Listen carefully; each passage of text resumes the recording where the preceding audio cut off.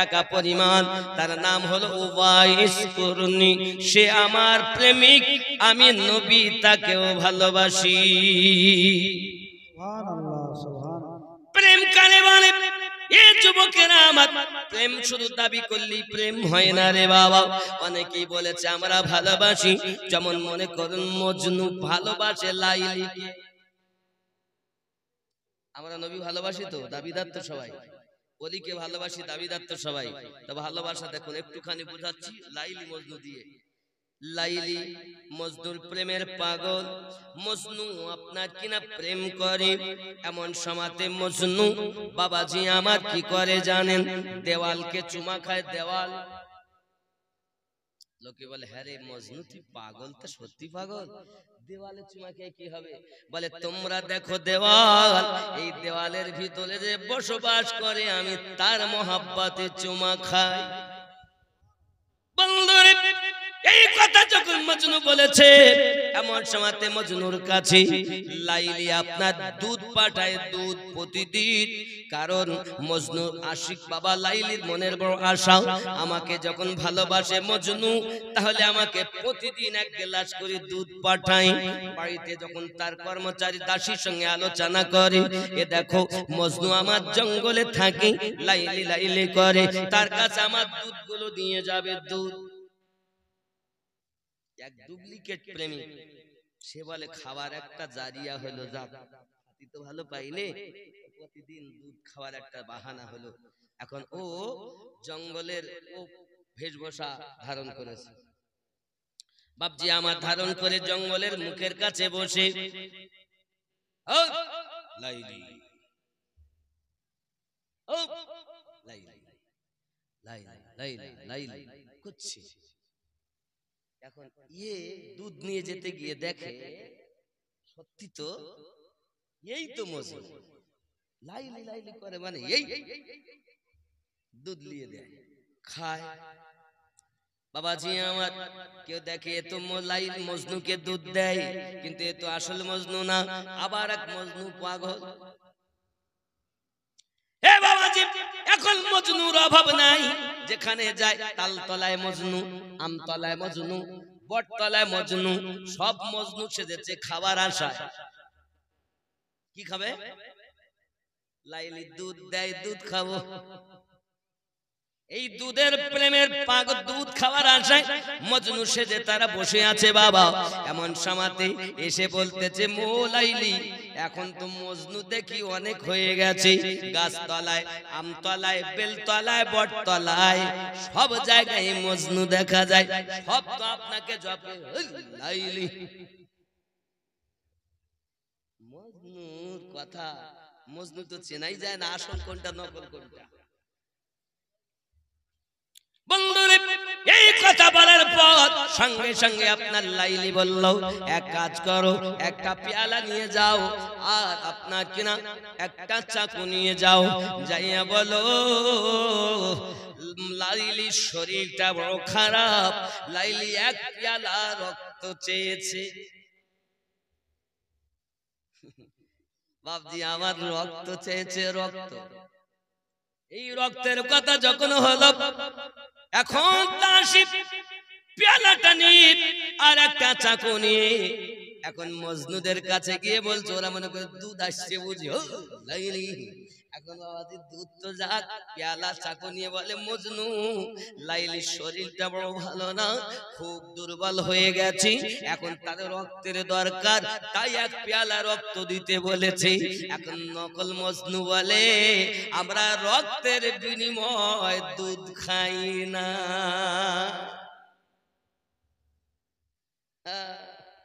রক্তের বিনিময় দুধ খাই না। বেলতলায় গেল, রক্তের বিনিময়ে দুধ খাও না। আব্বা আমার জামতলায় গেল, একই খবর, বটতলায় একই খবর। হে যুবকেরা আমার, এখন মজনু দেখতে দেখতে সব ফাঁকা, কে আছে গায়ের রক্ত দেবে তাকে সম্ভব নয়, বলে এতদিন খাইয়েছে এবার বাড়ি করে। যুবকেরা পৃথিবীর জমিনে তদ্রূপ আমাদের নরেন্দ্র মোদী সরকার এতদিন আমাদের দিয়ে খাইয়েছে, এবার আমাদের রক্ত চুষে বার করবে বলে আমাদের পিছনে হাত আদা জল খেয়ে লেগে গেছে। বুঝতে পারেন? বলে তোদের রক্ত লিব, তোদের থাকতে দেব না, তোদের বাঁচতে দেব না, তোদেরকে ঘর ছাড়া করব। জেনে রাখো সোনা মানিকেরা আমার, আমাদের সরকার, আমরা তার প্রতি বড় আশাবাদী, কিন্তু সে আমাদের করেছে কি আস্তে আস্তে আমাদের টাকা নিয়ে আমাদেরই দেয়। ওয়াকফ সম্পত্তি হল আমাদের, আমাদের টাকা নিয়ে আমাদেরই দেয়। আবার এখন বলে ওয়াকফ সম্পত্তি হাতাতে চায়। যুবক আমার সোনা মানিকেরা, এখন আমরা মুসলমান জীবন থাকতে আমরা সরকারের কাছে আমাদের মসজিদের সম্পত্তি যেতে দেব না। প্রয়োজন হলে রক্ত দেব, ঠিক না? প্রয়োজন হলে আপনার কিনা ময়দানে নেমে আমরা বিশৃঙ্খলা ভাবে মিছিল মিটিং করতে চাই না, শান্তিপূর্ণ ভাবে সরকারকে আমরা জানিয়ে দিতে চাই আমরা ভারতের নাগরিক, উপযুক্ত আমাদের হক আপনাকে বুঝিয়ে দিতে হবে। কোথাও মসজিদ তুমি নিতে চাও, মসজিদ নিয়েছো, তুমি আমাদের মাদ্রাসা নিয়েছো, মরার পরও যে জায়গাতে শোবো ওই জায়গা তো পর্যন্ত তুমি হাতাতে চেয়েছো। তোমার মতো সরকার একটু চিন্তা ভাবনা করা দরকার, নইলে আল্লাহ পাকের গজব তোমার প্রতি পড়তে দেরি হবে না। ঠিক কিনা বলুন? রাজি আছেন তো? দেওবন্দি আমরা চিনি না, শিয়া চিনি না, কাদিয়ানি চিনি না, লামোঝাবি চিনি না। আমরা এখন মুসলমান কলেমার ভাই এক প্ল্যাটফর্মে দাঁড়িয়ে, এখন আমরা এক প্ল্যাটফর্মে দাঁড়িয়ে বলতে চাই আমাদের হক সরকার তোমাকে দিতেই হবে, আমাদের হক দিতেই হবে, দিতে হবে, দিতে হবে। জোরে বলেন, আমাদের হক দিতে হবে। রাজি আছেন না? বলতে হক আমরা চাই, আমাদের হক আমরা চেয়েছি, আমরা আপনার নাগরিক, তাই বলে আপনি আমাদের প্রতি এত অত্যাচার করবেন কখনো মেনে নেওয়া যায় না। আমরা কিন্তু ওরকম আশিক নয়, রক্তের বিনিময়ে আমরা দুধ খাবো না। প্রয়োজনে আমরা রক্ত নিতেও পারি, প্রয়োজনে রক্ত দেশের জন্য দিতেও পারি, ঠিক না?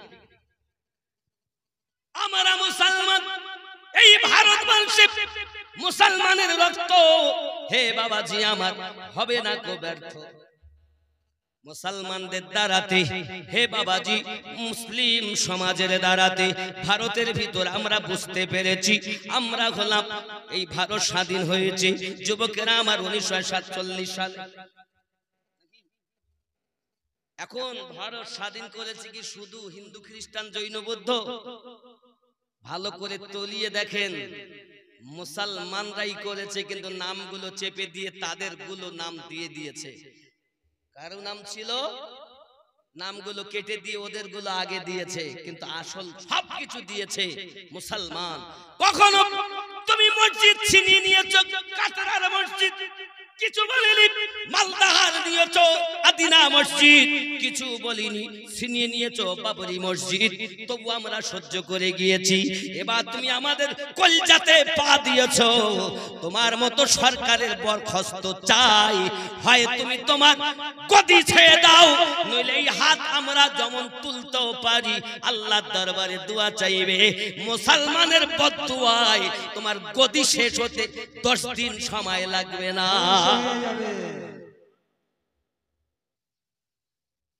হয় অধিকার দাও, নইলে মুসলমান এমন ভাবে এক হবে। এখন যদি ওরা ভোট করে, খোদার কসম করে বলছি, নরেন্দ্র মোদীর ভোট যদি কালকেই করে, কালকেই যদি করে, আজ 7ই এপ্রিল জেনে নাও, 8ই এপ্রিল যদি ভোট হয় ভারতের সরজমিনে সন্ধ্যা হওয়ার আগেই গোহারা হেরেছে নরেন্দ্র মোদী, খোদার কসম, এটা আপনারা বুঝতে পারবেন। কারণ শিয়া, সুন্নি, কাদিয়ানি, লামোঝাবি যা যত দল আছে ৭৩টা দলের কথা নবী বলেছেন। এই ৭৩টা দল এখন আমরা ভারতের জমিনে এক হয়ে গেছি। জোরে বলুন, আমরা ৭৩ দল এক হয়েছি। পীর আছে আপন জায়গায়, মোহাব্বত আছে আপন জায়গায়, কিন্তু হুব্বুল ওয়াতান মিনাল ঈমান। রাসূল পাক বলেন নিজের দেশকে ভালোবাসা ঈমানের লক্ষণ। তুমি মনে করছো আমরা বাংলাদেশ থেকে এসেছি, পাকিস্তান থেকে এসেছি? ভারত আমাদের ছিল, ভারত আমাদের আছে। আপনার নাগরিক হিসাবে উপযুক্ত আমাদের অধিকার দিতেই হবে।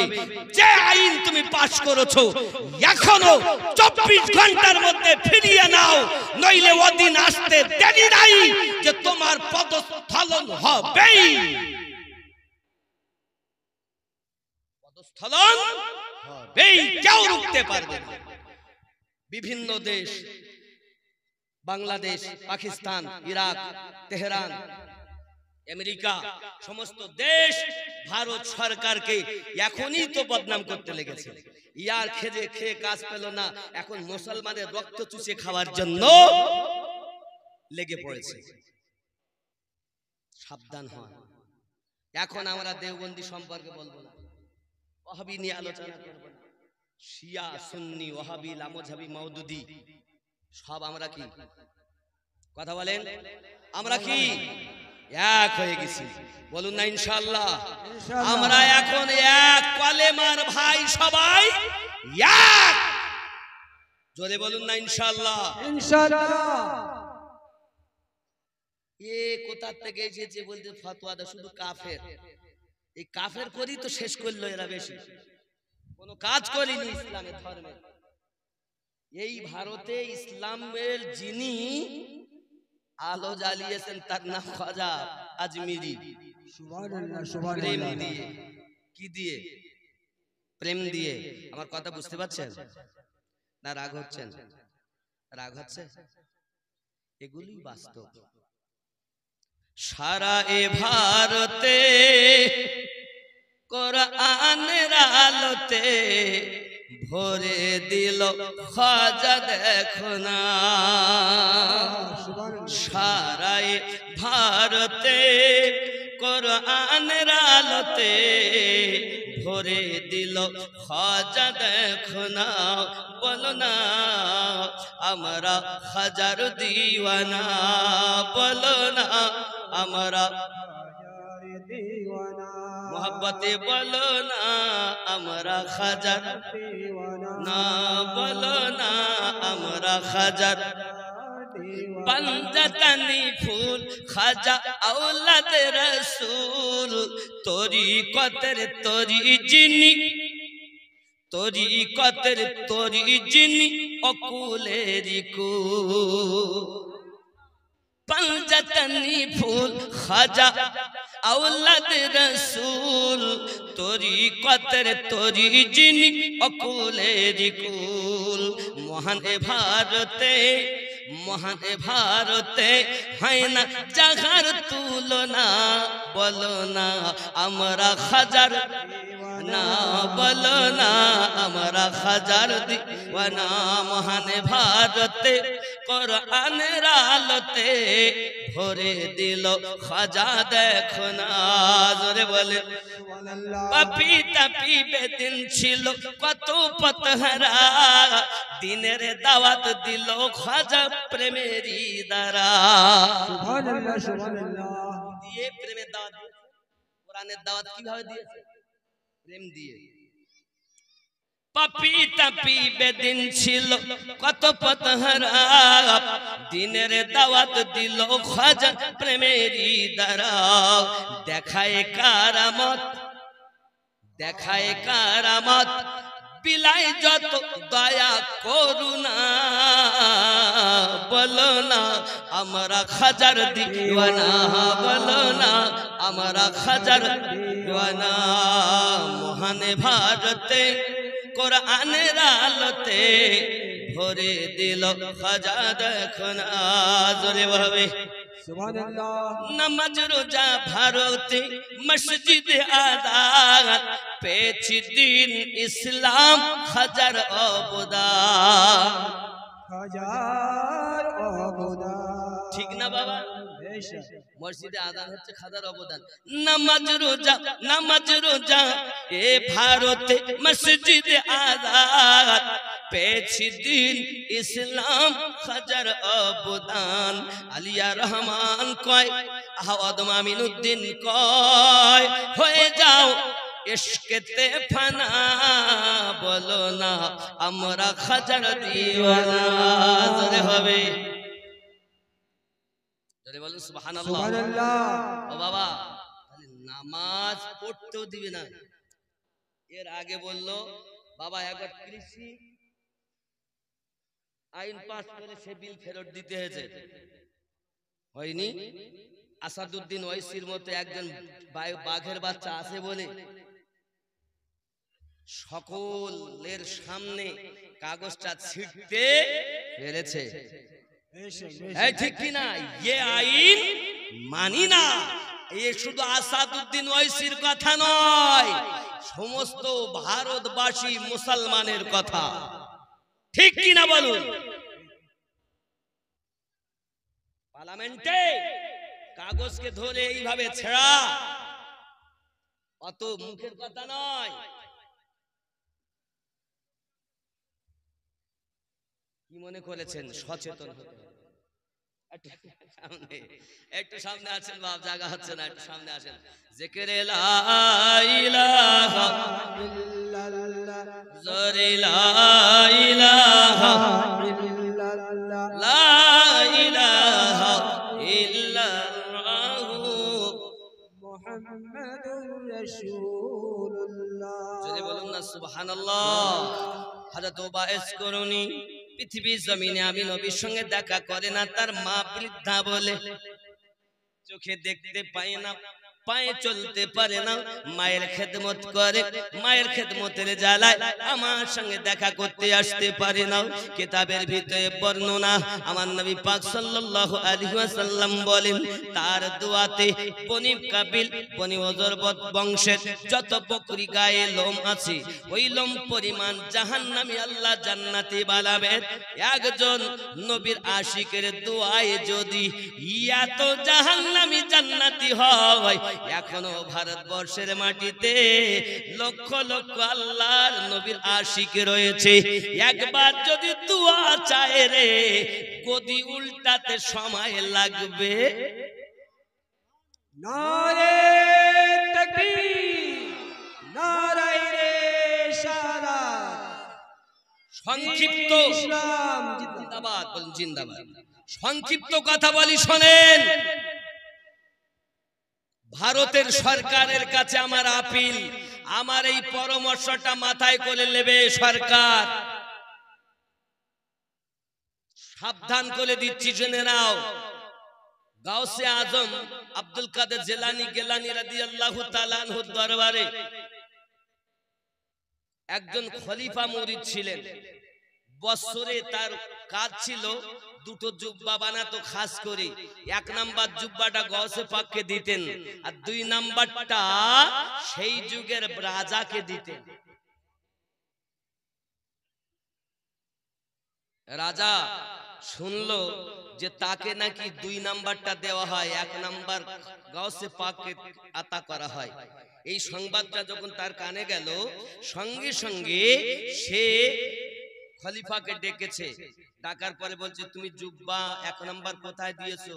বলে, ওই আল্লাহওয়ালা গাউসে পাককে দিয়েছে। বলে, ফকির, টুপিওয়ালা, দাড়িওয়ালা, নামাজওয়ালা, কোরআনওয়ালা, সে পাবে এক নাম্বার, আর আমি রাজ্যের রাজা হয়ে পাবো দু নাম্বার? জাল্লাদ তাকে আঘাত করে চাবুক মারতে লেগেছে। 100 চাবুক মারা হয়েছে তার গায়ে।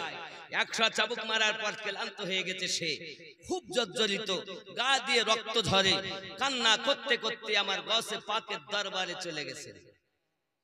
তাকে নিয়ে যাওয়া হয়েছে গৌসে পাকের দরবারে। সে যখন গৌসে পাকের দরবারে গেছেন, গৌস পাক বলেন এই হালাত কেন? হুজুর, 1 নাম্বারটা আপনাকে দিয়েছি, 2 নাম্বারটা রাজাকে দিয়েছি, রাজা 1 নাম্বারটা চায়, তো আপনাকে ছেড়ে আমার পীরকে ছেড়ে আমি তো আপনাকে দিতে, রাজাকে দিতে পারি না, তাই অপরাধে আমাকে চাবুক মেরেছে।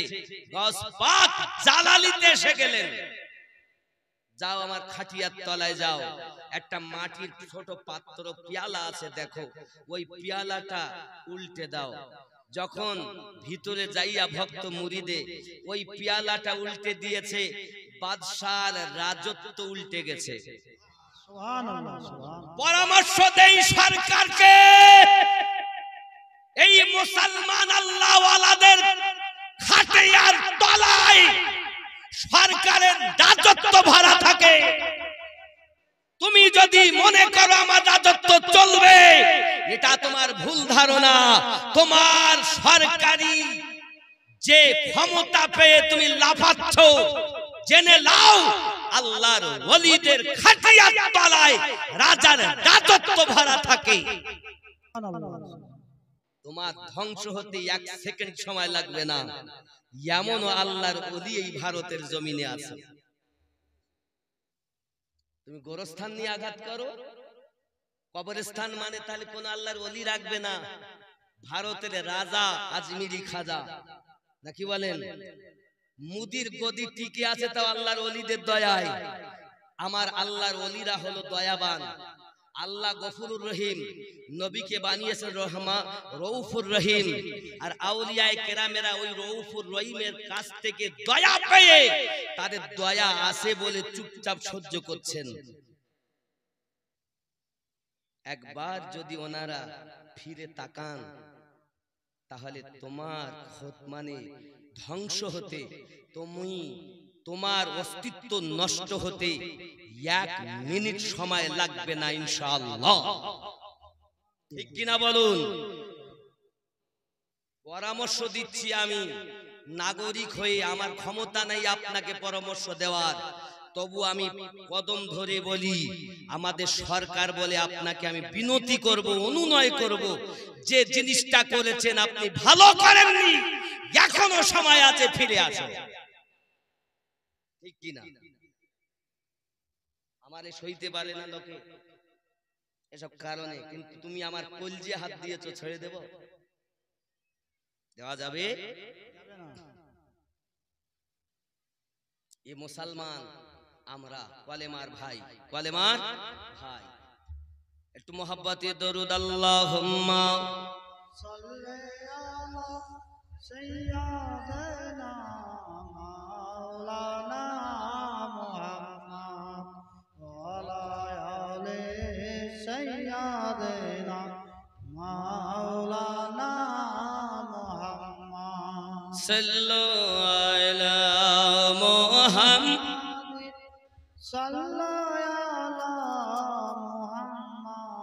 हरदम ज़बान से निकालो पाक नामे मोहम्मद, हरदम ज़बान से निकालो शफीआना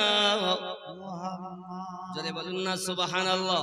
হে বাবাজি, আমার ভাইয়েরা, আল্লাহর নবীর প্রিয় সাহাবী হযরত ওমর রাদিয়াল্লাহু তাআলা আনহু এই সংবাদ যখন শুনলেন, নবী পাকের কাছে যখন শুনলেন, তার হাতে এই যে পক্সের দাগ, দাগটা দেখে, কেন এই দাগটা জানেন? তার গায়ে বসন্ত হয়েছিল, রোগ হয়েছিল। ও বাইস করুনি রব্বে কারিমের দরবারে ফরিয়াদ করেন, মালিক আমি যদি শেফা পাই, আমার একটা দাগ আপনি অন্তত রাখুন, দাগটা দেখে দেখে রোগের কথা মনে হবে, আমি বেশি বেশি আপনার ইবাদত বندگی করব। ও বাইস করুনি, এ বাবাজি আমার আল্লাহর ইবাদতে মশগুল হয়ে যেতেন। সোনা মানিকেরা আমার, খাওয়া দাওয়া জন্য তেমন কোনো ব্যাপার নয়, মানুষের বকরি চড়াতেন, উট চড়াতেন।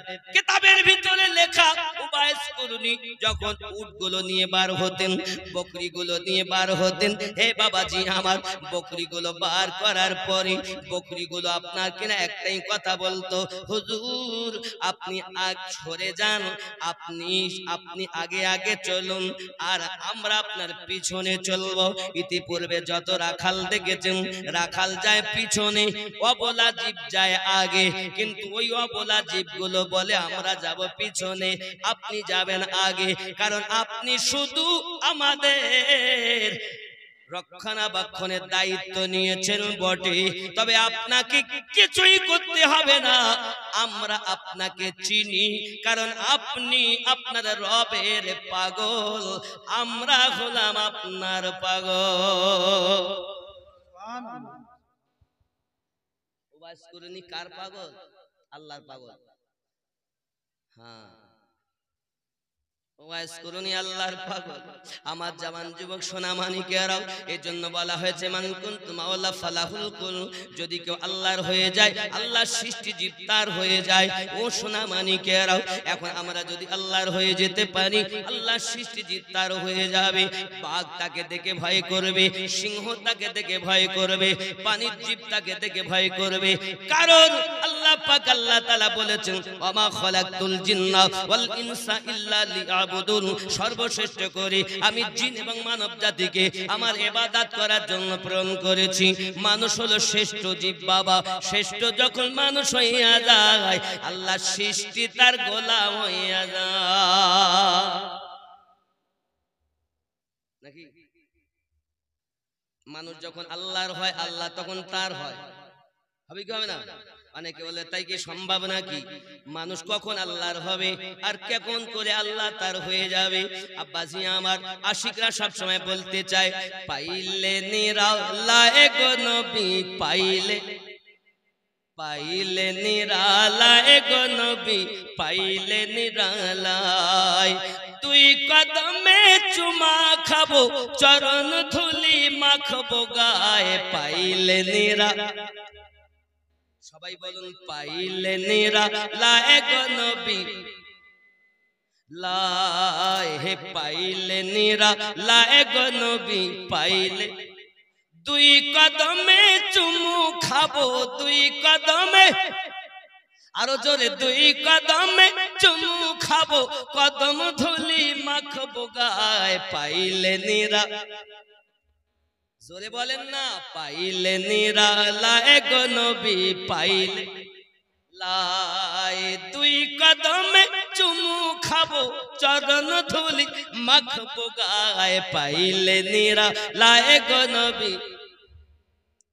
আপনাদের আওয়াজ এই আওয়াজ হবে না, একটু মোহাব্বতে বলতে হবে, দুই কদমে চুমু খাবো, চরণ ধুলি, নবীর কদমের ধুলির মূল্য কত? এ দুই কদমে চুমু খাবো, চরণ ধুলি মাখবো গায়ে, পাইলে নিরালায়, পাইলে নিরালায় গো নবী,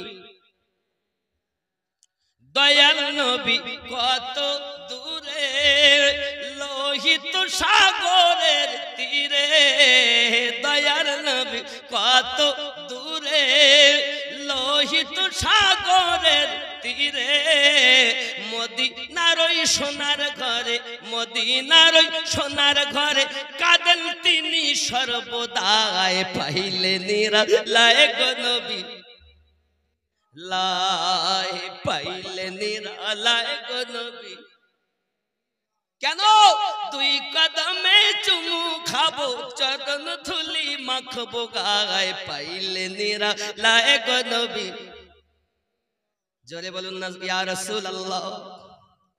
আউয়ালে হইয়া সৃজন, আখেরে করলেন আগমন, আউয়ালে হইয়া সৃজন, আখেরে করলেন আগমন, ধন্য হলো বিশ্বভুবন, ধন্য হলো বিশ্বভুবন, শান্তি এলো দুনিয়ায়, পাইলে নিরালায়,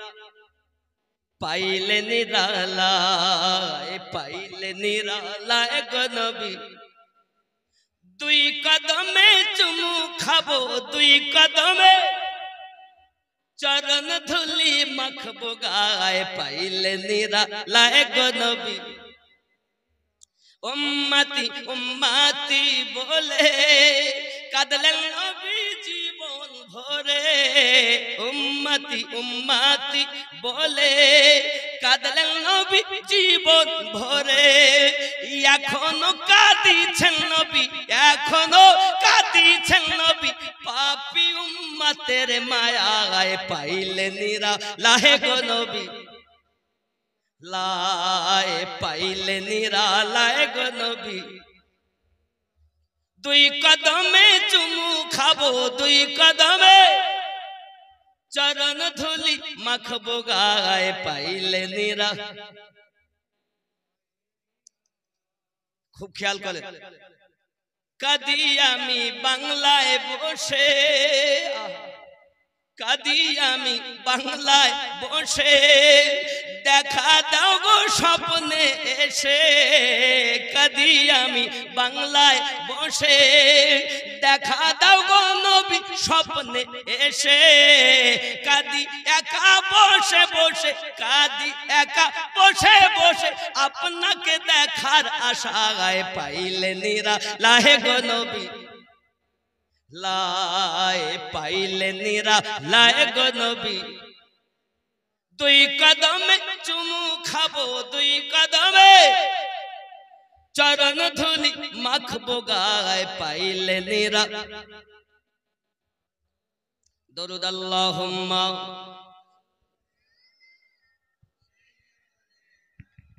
মাওলানা মুহাম্মদ ওয়ালা আলি সাইয়্যিদিনা মাওলানা মুহাম্মদ সাল্লাল্লাহু আলা মুহাম্মাদিন সাল্লাল্লাহু আলা हर दम जुबान से निकालो पाक नबी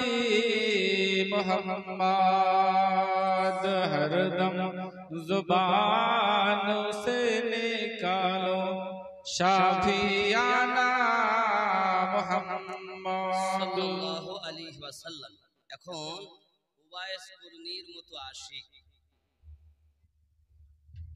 জীবনে নবী দেখেননি আমিরুল মুমিনিন হযরত ওমর রাদিয়াল্লাহু তাআলা আনহু মদিনা মুনাওয়ারাতে আপনার কিনা হজের মৌসুমে মক্কাতে পৌঁছিয়েছেন বাবা মক্কাতে পৌঁছানোর পরই খানায়ে কাবার নিকটে এলান শুরু করে দিয়েছেন আপনাদের মধ্যে কেউ কি কুরুন দেশের মানুষ আছেন একজন ব্যক্তি উঠে দাঁড়িয়েছেন আমার নাম উনি জিজ্ঞাসা করছেন কুরুন গ্রামে আপনার বাড়ি জি হ্যাঁ তো নাক চোখ মাথা চুল হাত আমার রাসূলে পাক দেহ সম্পর্কে যে নিশানা নমুনাগুলো বলেছেন একটাও মিলছে না বলছে বাবা আপনার বাড়ি কুরুন গ্রামে ইয়ামিন দেশে জি হ্যাঁ ইয়ামিন দেশে আচ্ছা আপনার কি একজন ব্যক্তিকে চেনেন যার নাম হলো ওয়াইস উবাইস কুরনি বলছেন উবাইস কুরনি একজন পাগলা ব্যক্তি পাগল ব্যক্তি এই পাগলের প্রেমিক পাগলের খোঁজ একজন আমিরুল মুমিনিন নিতে পারেন না কারণ আমিরুল মুমিনিন রাদিয়াল্লাহু তাআলা আনহু অর্ধ পৃথিবীর খলিফা আর সে হলো শুধু পাগল ব্যক্তি ওই পাগলের খোঁজ নিতে পারে না ওই ব্যক্তি যা বলেছেন ঠিক বলেছেন কারণ ওই ব্যক্তি হলো শরিয়াতের ব্যক্তি শরিয়াতের খবর দিয়েছেন আর আমার নবী হলেন আল্লাহ পাকের নিয়ামত প্রাপ্ত নবী নবী পাকের কাছে নিয়ামতি কথা শুনে ফারুক আজম তার জন্য পাগল হয়েছে কারণ রাস্তার পাথর পরশ পাথর এক নয় সাধারণ ব্যক্তি আর নবীর আশিক ব্যক্তি এক নয় সুবহানাল্লাহ সুবহানাল্লাহ এখন আপনি ওমর আমিরুল মুমিনিন আর আপনি হয়ে এমন খবর নিচ্ছেন সম্ভব না বাবা শাসনকর্তা কত সুন্দর আর আমাদের শাসনকর্তা কেমন আমাদের শাসনকর্তা দেখবেন আর ওই যুগে শাসনকর্তা দেখবেন আরো একটা পরামর্শ আমি ভারত সরকারকে দেই, পরামর্শ শোনো। শাসনকর্তা কেমন হবে? তুমি সামান্য ভারতের সরকার, আর অর্ধ পৃথিবীর সরকার ছিলেন আমিরুল মুমিনিন। জোরে বলুন। যে উমারের কথা বলছি এটা শুনে নাও। অর্ধ পৃথিবীর খলিফা ছিলেন তিনি। তার হালাত ছিল এমন, এ বাবাজি আমার সোনা মানিকের, একদিন ওমর রাদিয়াল্লাহু তাআলা রাতের বেলাতে আপনার কিনা বেশভূষা পরিবর্তন করে আপনার সাধারণ পোশাকে এলাকায় ঘুরে বেড়াতেন। কে খেতে পেয়েছেন, কে পাইনি, কার কষ্ট হয় কি হয়নি, এইভাবে খুঁজে বেড়াচ্ছেন ওমর রাদিয়াল্লাহু তাআলা আনহু। হঠাৎ করে আমিরুল মুমিনিন রাদিয়াল্লাহু তাআলা আনহু একটা দরজাতে চলে গেলেন। ওই দরজার কাছে কান্নার আওয়াজ শোনা যায়। আর আপনার কি নাম আমিরুল মুমিনিন রাদিয়াল্লাহু তাআলা আনহু আপনার দরজার কাছে আওয়াজ দিলেন, কে আছেন বাড়িওয়ালা, দরজাটা খুলুন। দরজা খুলেছেন। অসুবিধা হচ্ছে? বাদ দেব? আমি ছেড়ে দিব? তা কি হচ্ছে পিছনে? ও জোরে বলুন সুবহানাল্লাহ। সুবহানাল্লাহ। জোরে বলুন ইয়া রাসূলুল্লাহ। আমার আমিরুল মুমিনিন রাদিয়াল্লাহু তাআলা আনহু এমন সময়তে ভিতরে ঢুকেছেন। ঢুকে দেখেন একজন মহিলা, পাশে কয়েকজন বাচ্চা বসে আছে, আর উনুনের উপর একটা হাঁড়ি চাপানো আছে। হাঁড়িটা আপনার নিচে জাল জ্বলতেছে, বাচ্চাগুলো কান্না করতেছে। এমন সময়তে বলছেন, মা কি ব্যাপার, এমন হালাত কেন? বাচ্চাগুলোকে জিজ্ঞাসা করতেন এমন হালাত কেন? বলে এই কারণে কাঁদি, আমার 3 দিন ধরে ক্ষুধার্ত। কয়দিন? 3 দিন ধরে ক্ষুধার্ত। এই 3 দিন ক্ষুধার্ত থাকি, বাচ্চাগুলো খেতে চায়, আমি মা কোথা থেকে খেতে দেব? আমি খেতে দিতে পারি না, তাই রাস্তা থেকে পাথর কুড়িয়ে এনেছি। ওই পাথরগুলো আপনার হাড়ির ভিতরে দিয়েছি, তাতে পানি দিয়েছি, নিজে থেকে জাল জ্বালাই, ফুটান্ত আওয়াজ হয়। বাচ্চাগুলোকে বলি, বাচ্চারা তোমরা একটু শান্ত হও, আমি মা তোমাদের জন্য গোশত রান্না করতেছি। বাচ্চাগুলো কাঁদে আর বলে, মা আর সহ্য হয় না, আর সহ্য হয় না। আমি এই জন্য বাচ্চাগুলোকে সান্ত্বনা দেই, কারণ আমাদের খলিফা আমিরুল মুমিনিন রাদিয়াল্লাহু তাআলা আনহু আমাদের খোঁজ লাই নাও, আমাদের খোঁজ লাই নাও। এই জন্য বড় দুঃখে আপনার ব্যথায় ব্যতীত আপনার কিনা ওই মহিলা আমিরুল মুমিনিন রাদিয়াল্লাহু তাআলা নু চেনেন নাও। উনি চট করে বাড়ি গেলেন। বাড়ি যাওয়ার পরে আপনার কিনা সরকারি গুদামের ভিতরে যাই আপনার আওয়াজ দিচ্ছেন, এই আসলাম আমিরুল মুমিনিন লাব্বাইক হুজুর বলুন, জলদি করে যত সবজি আছে একটি বস্তার ভিতরে ভরো। একটি বস্তাতে ভরা হয়েছে, আটার বস্তা নিয়েছে, আর আপনার কিনা সবজিগুলো নিয়েছেন। আমিরুল মুমিনিন বলেন, আসলাম আমার পিঠে তুলে দাও। সঙ্গে সঙ্গে বলেন, হুজুর আপনি তো আমিরুল মুমিনিন, আপনি তো হলেন অর্ধ পৃথিবীর খলিফা। ভারত সামান্য একটি দেশ, আর আমিরুল মুমিনিন অর্ধ পৃথিবীর খলিফা। বাবা আমিরুল মুমিনিনের কাছে আমিরুল মুমিনিন হলেন হাতি, আর নরেন্দ্র মোদী হলো একটি মশা। একটি মশা। জেনে রাখো, আমি জানি আমার দুশ্মনের অভাব নাই, কিন্তু কিছু করার নেই। আমি জানি দুনিয়া এসেছি একবার, যাব একবার। জেনে রাখো বাবা, হযরত আমিরুল মুমিনিন রাদিয়াল্লাহু তাআলা যখন এই কথা বলেছেন, আব্বাজি আমার সোনা মানিকেরা আসলাম বলেন, হুজুর আপনি আমাকে দিন পৌঁছে দেই, যেখানে নিয়ে যাবেন। না বাবা না, আমার পিঠে তুমি তুলে দাও। এখন আমিরুল মুমিনিন রাদিয়াল্লাহু তাআলা পিঠে উঠিয়ে দিয়েছেন। উনি রাতের বেলাতে ওই দরজাতে যাইয়া বাড়ির ভিতরে প্রবেশ করলেন।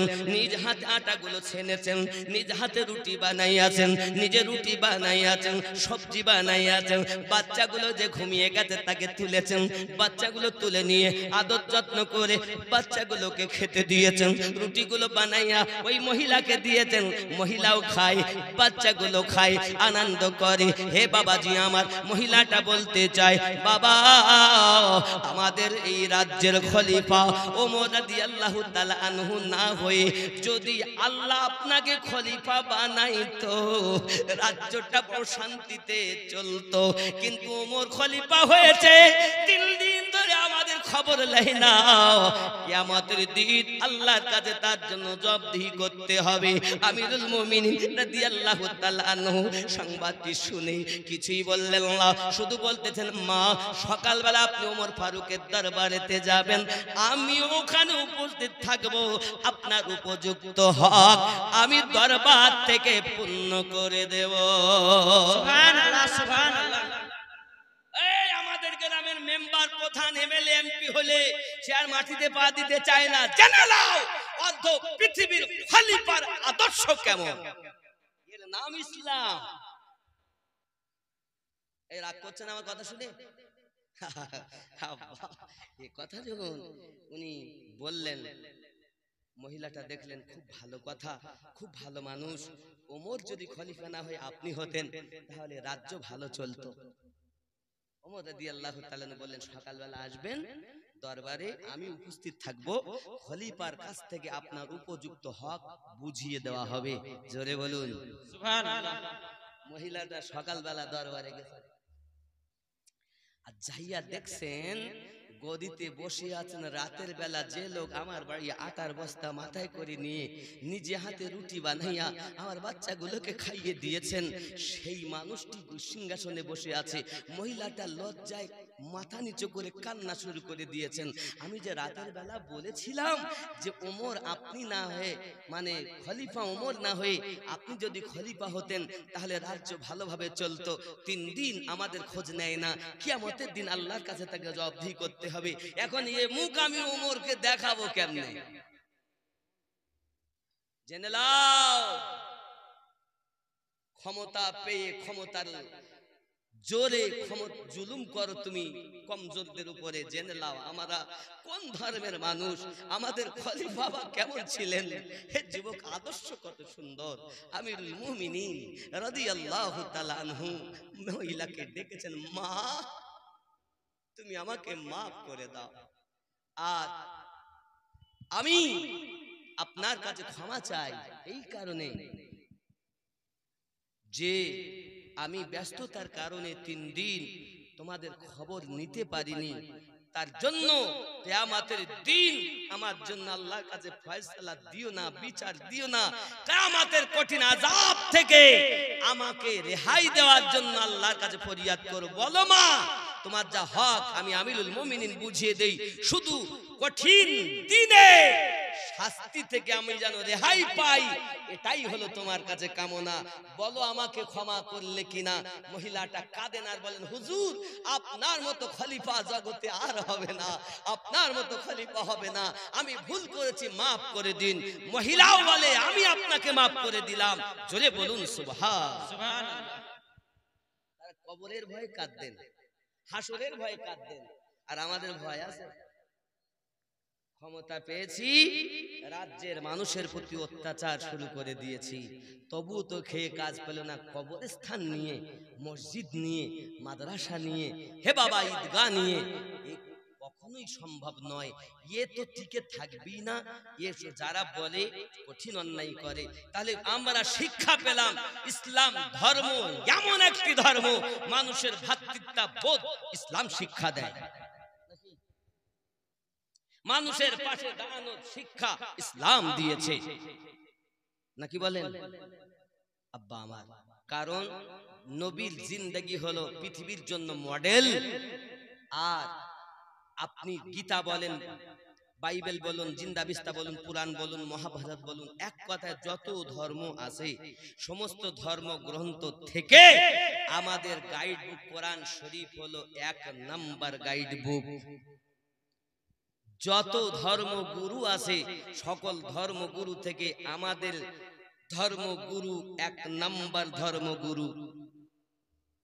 যদি বলুন সুবহানাল্লাহ। যদি বলেন হুজুর কেমন করে সংক্ষিপ্ত কথা বলি, ভারতের জমিনে একবার সমস্ত জীবন ইতিহাসবিদরা করলেন কি, সকল ধর্মের মানুষের জীবন ইতিহাস নিয়ে, যারা ধর্মযাচক, ধর্মের গুরুদেব যারা, তাদের জীবনকে নিয়ে একত্রিত করে কম্পিউটারে দিয়েছে। দেওয়ার পরে আপনার কিনা যে কম্পিউটার তুমি বলো কে 1 নাম্বার, সঙ্গে সঙ্গে কম্পিউটার বলেছে 1 নাম্বার হযরত মুহাম্মদ সাল্লাল্লাহু আলাইহি সাল্লাম, 2 নম্বরে যিশু খ্রিস্টের নাম, তখন দেখলো এই 1 নাম্বার নবী যখন, তাহলে এটা ভুল হয়তো আবাদ দাও, আবাদ দিয়েছে আমাদের নবী 1 নাম্বার, জোরে বলুন আবাদ দিয়েছে আমাদের নবী 1 নাম্বার।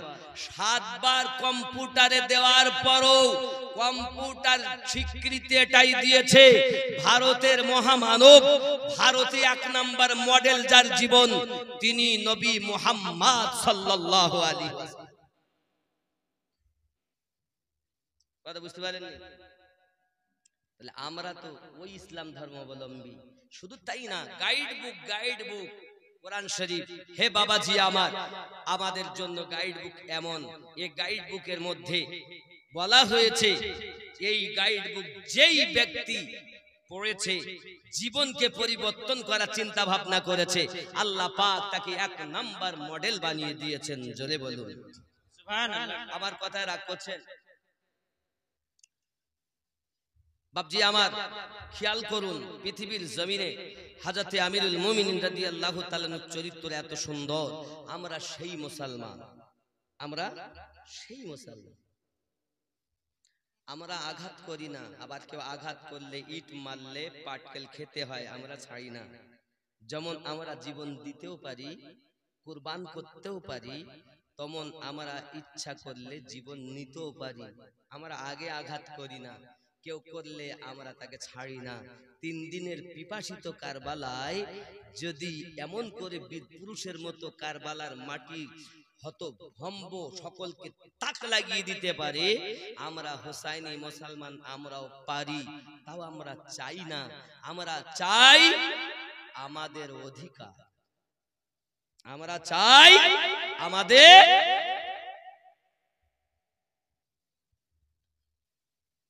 যুবক। হযরতে উবাইস কুরনি রাদিয়াল্লাহু তাআলা আনহু রাস্তায় আপনার কিনা বকরিগুলো আগে, উটগুলো আগে, তিনি আপনার কিনা দেখেন সবাই আপনার খাওয়া দাওয়া করে উনি জঙ্গলের ভিতরে লতা পাতা একটা গাছ বা ঘর বানিয়ে তার ভিতর জিকির আজকার করেন। আব্বাজি আমার, তারা একবারও বলতে হয় না তোরা ওইদিকে যাস না, সেদিকে যাস না। আব্বা আমার তাদের মতো তারা আপনার কিনা বিয়াদবি করেন। যুবক আমার, অবলা জীবগুলো বিয়াদবি না করে খাওয়া দাওয়া করে সব আবার ওই ঝুপড়ির কাছে চলে আসেন। হুজুর আমার আগে আগে চলেন, অবলা জীবগুলো আপনার কিনা চলে। বাড়ি যাওয়ার আগে হুজুর আমার দাঁড়িয়ে যান, সব আপন আপন বাসায় ঢুকে যান। জোরে বলুন সুবহানাল্লাহ। এইভাবে যখন আপনার দিন রাত অতিবাহিত হলো বাবা, এখন বিনিময়ে কিছু খাবার তাকে দেওয়া হতো, ওই খাবারগুলো নিয়ে যেতেন। মাঝে মাঝে বলা হয়েছে উনি আপনার কিনা ওই খাবারগুলো নিয়ে তার মায়ের কাছে আপনার দিতেন।